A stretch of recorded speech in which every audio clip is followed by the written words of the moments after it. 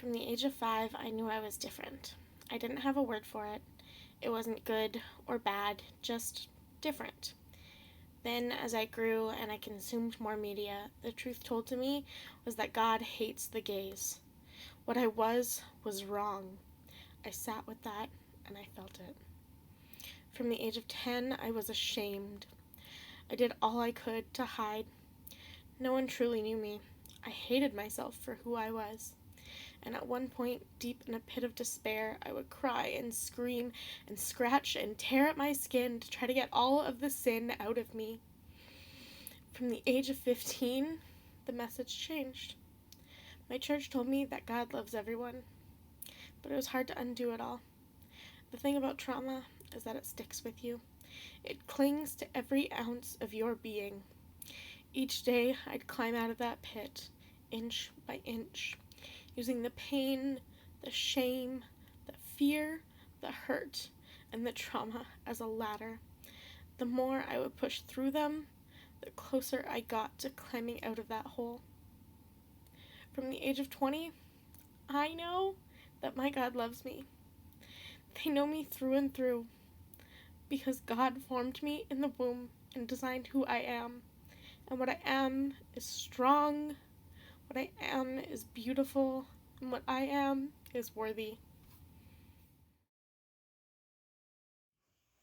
Hey, so I wrote this poem about my experience growing up as a queer kid in the Lutheran church. What you just saw were pictures from Lutheran churches all across the ELCIC. When I was a kid, the Lutheran church wasn't really making any public statements on gay marriage. It wasn't something that we did, but we weren't actively putting out statements to oppose it like some different denominations and religions do. Because we weren't making a public statement and things were getting swept under the rug, I didn't really know what the Lutheran church's take on gay marriage was, and that in itself was pretty damaging to me. It meant that when I saw things from different faiths, different denominations, that's what I internalized. So when I saw news reports about the Westboro Baptist Church, that's what I interpreted as being a part of being a Christian, and that's why it hurt so much. And then as I got older, in 2011, the Statement on Human Sexuality was released, and that granted churches permission to bless same-sex marriages and for churches to call queer pastors and for queer people to become ordained, which was huge. That was incredible for the time.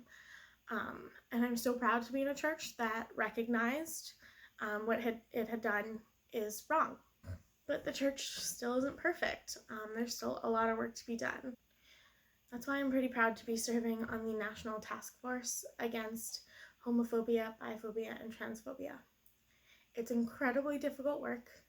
It's very emotionally draining, but it's also so rewarding. I know that the stories that I'm getting to hear are so powerful. I have, in the past couple of months, heard the story of the pioneering queer Lutherans, people who started Lutherans Concerned in Canada and protested on convention floors.